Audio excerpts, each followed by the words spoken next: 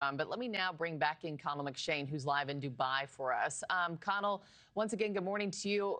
Let's talk about where you are this morning, because Iranian launches hit Dubai and neighboring countries overnight. What's the damage like this morning, and what's it like being on the ground for it?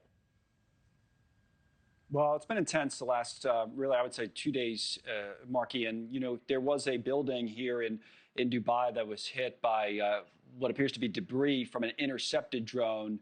The damage in that case was relatively minimal. There were no injuries reported. The wider story here is what's going on with the oil and the oil infrastructure. We were just down at Jebel Ali, which is the main port in Dubai. We didn't see any ships moving, and hardly any are, because those that do, including one that was 30 miles off of the coast there to the north of Jebel Ali, was hit by a projectile. And that's really what's going on. So the UAE is intercepting missiles and drones. You got the drone hitting the building. But again, the story is the story in the ports. So we're watching that. We watched it off the coast of Iraq. There were these 2 tankers that were hit on fire. One person was killed there. And the oil price briefly got up to $100 a barrel before backing off today. But remember, the IEA put a ton of oil in the market yesterday. So if not for that, it would likely be a lot higher. They also said this disruption is the largest supply disruption we've ever seen in the oil markets. Okay, so that's really the wider story here. We'll watch to see whether it gets even larger than that. Markie, for example, the state media in Iran is reporting the Houthi rebels in Yemen could get involved in the Red Sea, which we really haven't seen yet. Yeah, we'll keep our eye closely on it. Connell, stick with me here, because we're now bringing in retired U.S. Army Colonel Seth Crumrick, Vice President of Global Guardian, and former U.S. diplomat Brett Bruen, President of the Global Situation Room. Gentlemen, good morning to both of you. Brett, if I could just start with you and just bring it back here to the States for a moment, because I think a lot of people are waking up this morning. They're seeing that alert come out of California from the FBI, possible, Iran drone threat. What's your read on the threat level of this right now?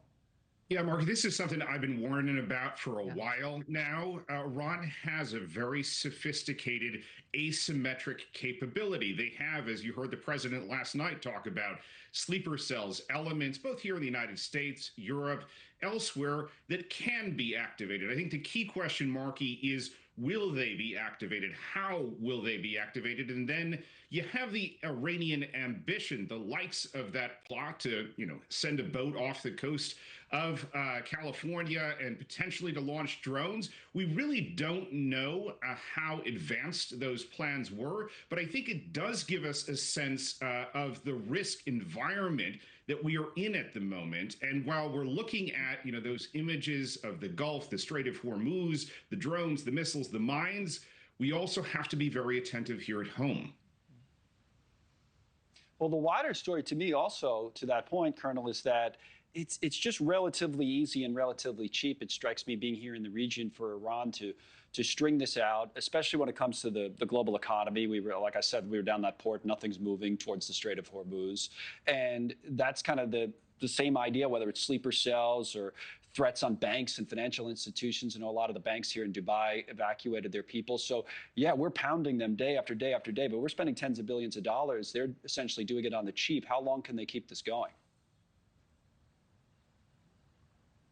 So they are fighting for their survival, and that's really key to understand. Iran has been preparing for this for a long time, and after the 12-day war last summer, they knew that this was a day that could come. So they've had these plans in place.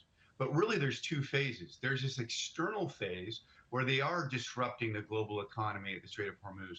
They are attacking their Gulf neighbors, and they do have that network that was well described that they've been building for 47 years around the world. But the second phase, and the most important phase to Iran, is protecting themselves from their own people.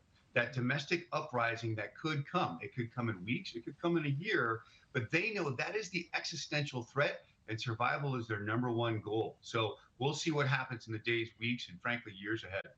Thank you for watching. Subscribe below and download our NewsNation app right now on your phone, and you will get fact-based, unbiased news for all Americans.